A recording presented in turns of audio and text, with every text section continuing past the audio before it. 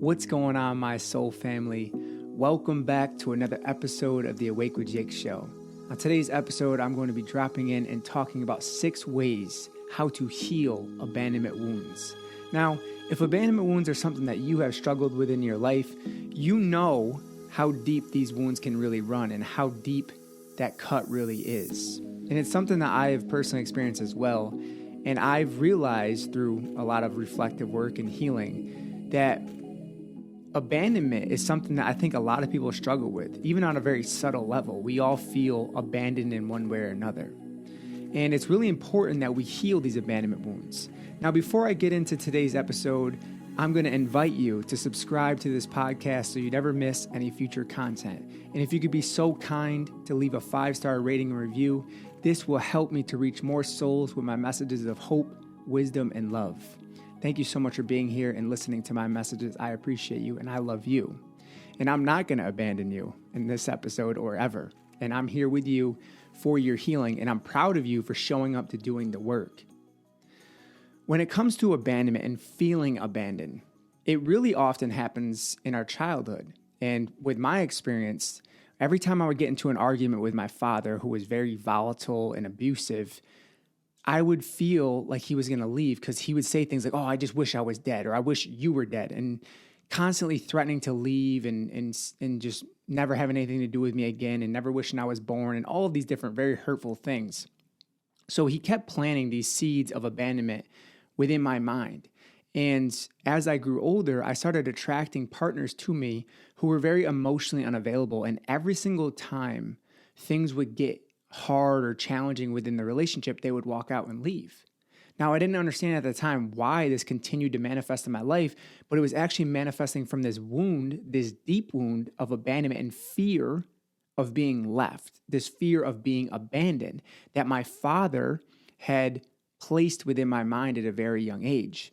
So once I started becoming aware of this pattern that I had, I was actually abandoning myself. How weird is that, right? You would never think that you would abandon yourself because you're with yourself 24/7, but most people don't take the time to get them to know themselves. And when they start to peel back the layers and go inward, it's really frightening because all that stuff, all that junk that you swept underneath the carpet for all those years, you get to now take a look at it.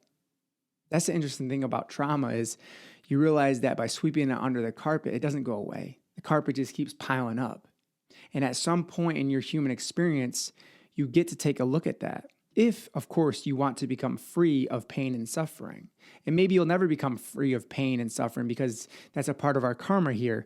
But you can lighten your load along your way so you're not carrying all of this old karmic baggage with you. And we do this through awareness. We do this through healing. We do this through cleansing and purifying our system. The first way that I have is acknowledge your shadows by getting familiar with your wounds. This requires you to be vulnerable. So when you start to acknowledge your shadows, it's going to take you being vulnerable. Now, because there's so much repression around feminine energy, vulnerability is not very supported within our culture. And we're taught from a very young age that vulnerability is weakness. Vulnerability means that you're less than, right? And maybe you've experienced this as well. But if you want to heal any type of wound, whether abandonment or trust issues, whatever you got going on, the first step is acknowledgement of your shadows. And the second step is the vulnerability. Sure, you can know that I got stuff to work on. I got a lot of stuff piled up under my carpet. But the question is, are you really willing to become vulnerable enough to activate that healing? Because when you sit with yourself, maybe you spend time in nature like I've done a lot of and continue to do a lot of, I'll often go into nature and I'll just allow myself to feel and process my feelings, to allow any emotions to come up, whether that's tears or sadness, whatever I'm feeling in that moment.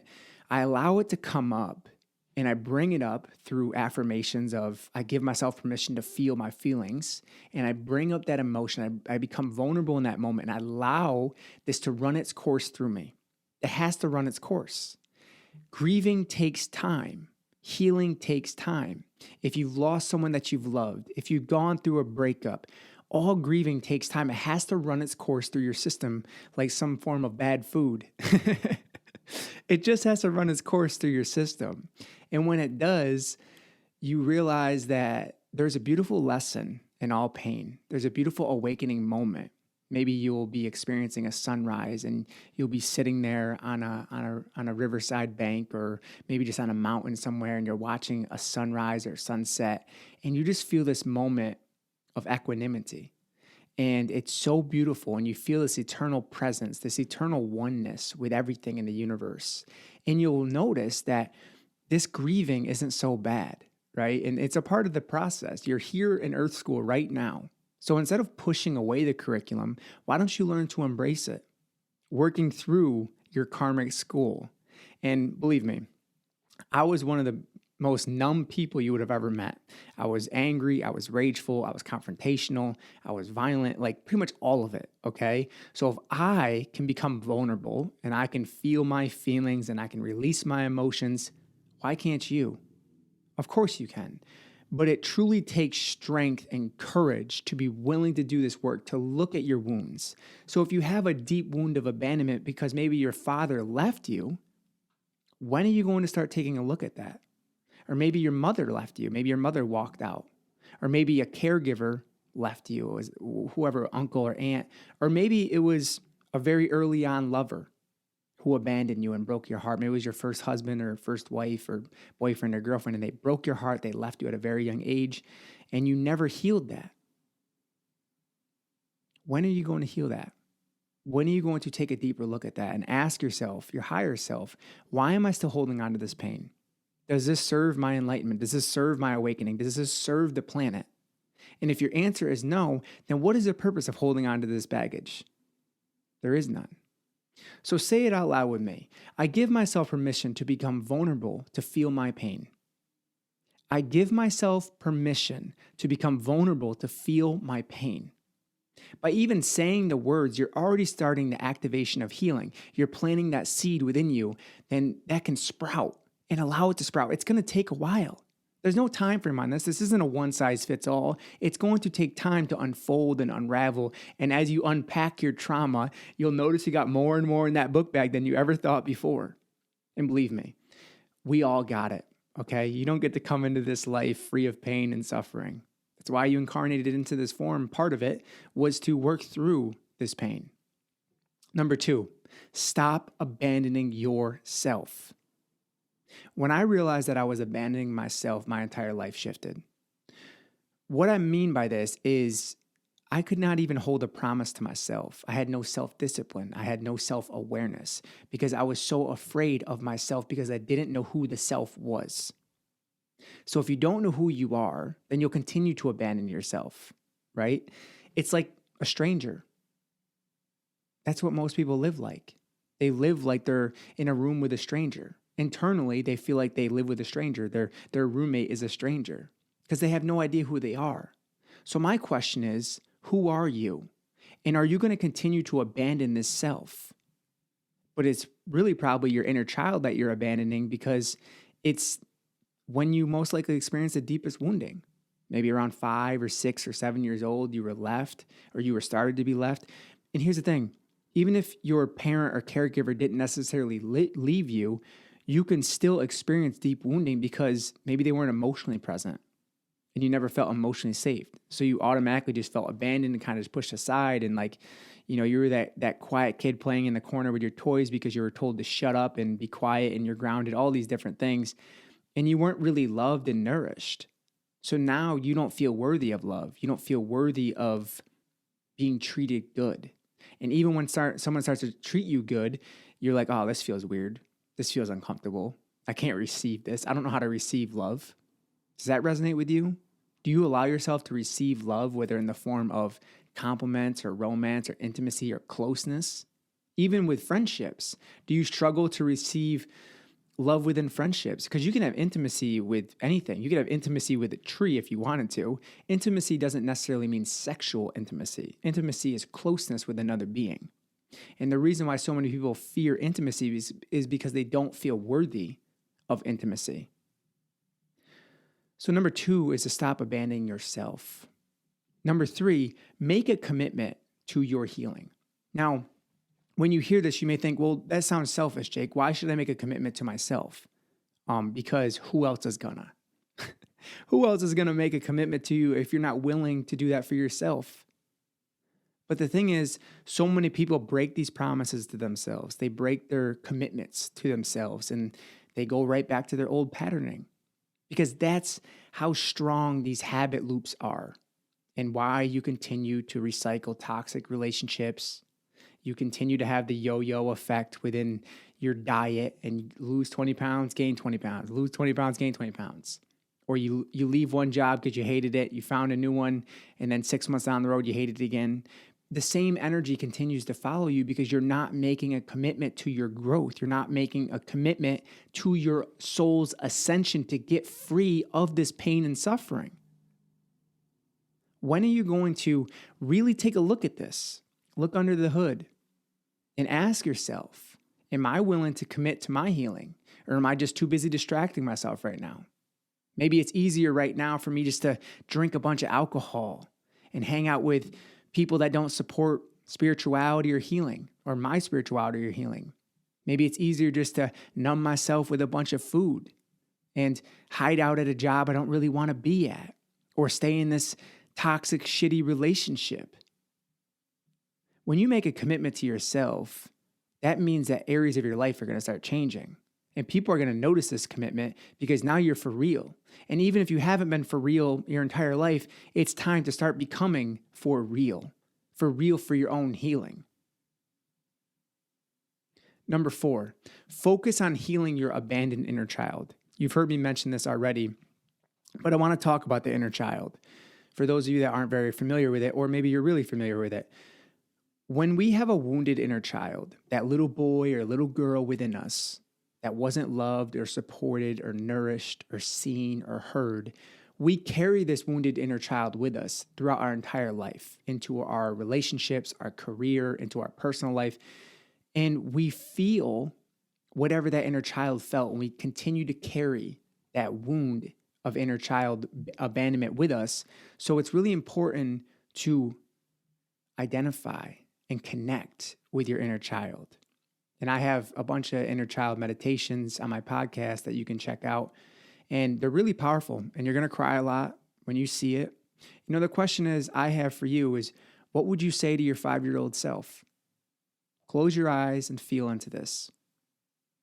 What would you say to your 5-year-old self? In this moment, close your eyes and ask yourself, what would my 5-year-old self need to hear in this moment?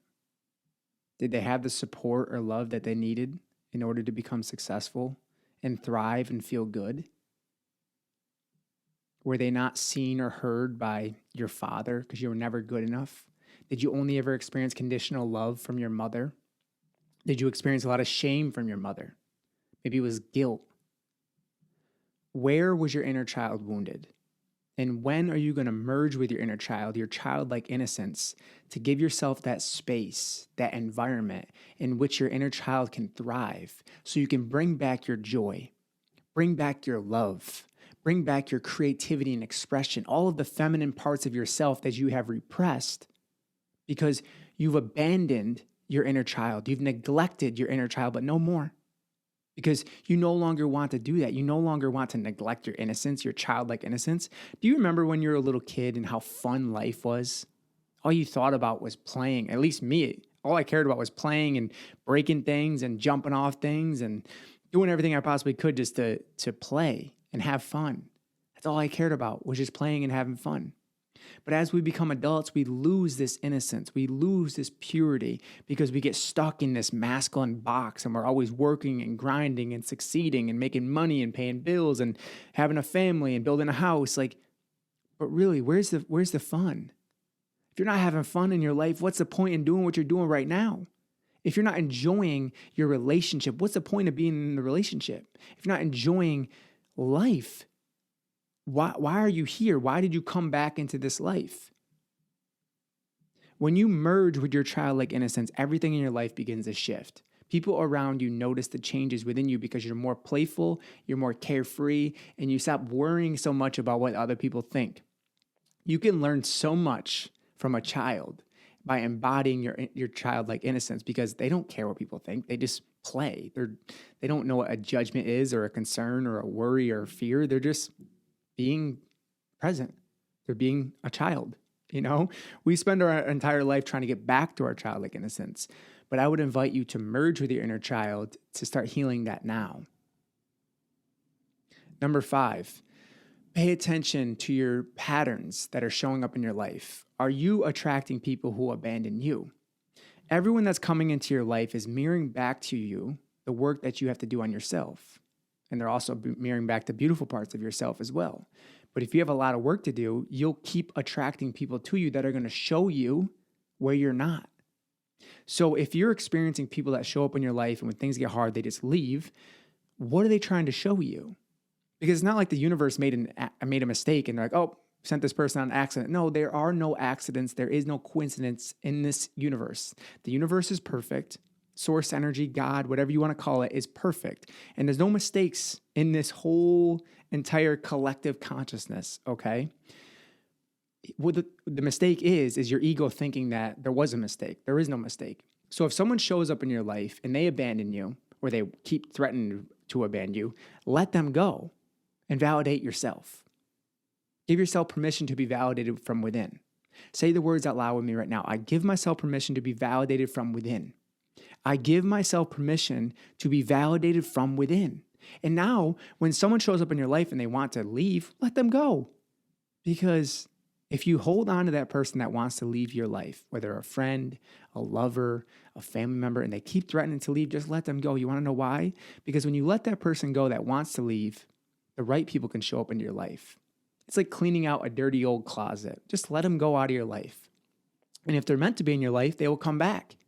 But if they're not meant to be, don't hold on to them and don't force them into your life, because when you do this, you create friction within the universe, within your universe, and you can't allow the right vibrational matches to show up in your experience. If someone is threatening to leave you or abandon you, they're allowing you and inviting you to look at your own abandonment wounds. Now, the way you're going to heal in this moment is you let that person go and say, I don't no longer need your validation or approval. I got my own. Thank you. Thank you for the beautiful teaching. Thank you for the lesson. Number 6, and the last one I have, forgive everyone who has abandoned you. This is really hard because our ego thinks, well, they don't deserve my forgiveness, Jake. Well, sure, maybe they don't, but you deserve your forgiveness, okay? And when you forgive people, you don't go necessarily have a conversation with them. And in fact, I don't invite you to do that. 99.9% of the people I have ever forgiven in my life, I did it all energetically. I did it all internally. And that's how you really start to heal. Forgiveness is the foundation of all healing. So when you can forgive the father that left you at a young age, or maybe he was never showed up fully, or the mother, or whatever partner's broken your heart, and yourself, don't forget to forgive yourself. That's a big one that a lot of people miss. When you can forgive these beings that have truly hurt you, then you are so far along your healing. But if you're not even willing to forgive people that have hurt you, then you're still in your ego phase, because the ego wants to hold on to that memory and say, you know what, screw you. Like, you hurt me so deeply. I'm going to keep hating you. I'm going to stay angry at you. Forgiveness doesn't mean that you forgive them and let them back into your life to walk all over you again. Forgiveness basically states, hey, I love myself enough to let go of this pain. I am cutting this energetic cord between you and I and setting you free. You're setting this being free within the universe. Now, if you truly believed in the oneness of everything, what you heal in others, you heal in yourself. You heal in the collective consciousness. Everything in this universe is intertwined like one big web, a spider web of energy. So when you forgive another, it's an act of self-love. It's an act of self-healing. It has nothing to do with that person. That person doesn't even have to be alive for you to forgive them. Write out a letter to that person of why you should forgive them and burn the letter. And let them go from your energy field. Because when you're still holding on to anger and fear and shame and guilt, those are very dense vibrations. But when you start forgiving people, you start cutting those cords, you start raising your vibrational frequency. Forgive those who have hurt you. You want to know why? Because they hurt too. And when you forgive those who have hurt you, you set them free, but you also free yourself, and you make this world a better place. I would say one of the most difficult people that I had to forgive was my dad. And because I was willing to forgive my dad, me and my father actually have a good relationship now. And the reason why we have a good relationship, because my dad actually went and started working on himself. I inspired him to work on himself. Our relationship had gotten so bad at one point in our life, I blocked his phone number from my phone for over 6 months. No communication for over 6 months. I hated him. I never thought we were going to talk again. But I went and worked on myself. I went and healed myself. And then when I came back to that relationship, because I chose to, not saying that you ever have to have a relationship with your father or whoever hurt you again, when I forgave him, we were able to have a good relationship because I wasn't holding on to this anger and hurt with him anymore. If you've experienced some type of deep trauma, maybe with sexual abuse or rape or anything, when you forgive those people that hurt you, that doesn't mean you allow them back into your space. I want to be very clear with this. You free them from your energy field. You cleanse them from your energy field by setting them free because you understand the pain and the hurt that they were in and probably are still in to this day. But you holding on to anger and resentment towards people that have hurt you or abandoned you does not serve you at all. And I can assure you that your higher self knows that you need to forgive. But your ego probably right now goes, well, maybe I'm just not ready for that. And I still hate this person. And go on, continue being angry, continue hating them. But you'll realize at some point that anger and that hatred, that doesn't serve you. And it doesn't serve the planet. Thank you so much for taking the time to tune into this. Once again, make sure you subscribe so you never miss any future content. And please take the time to leave a 5-star rating and review. So this will help me to reach more people within the universe of my messages of healing, hope, and wisdom. And as always, stay open, stay loving, and stay connected to that beautiful source within you.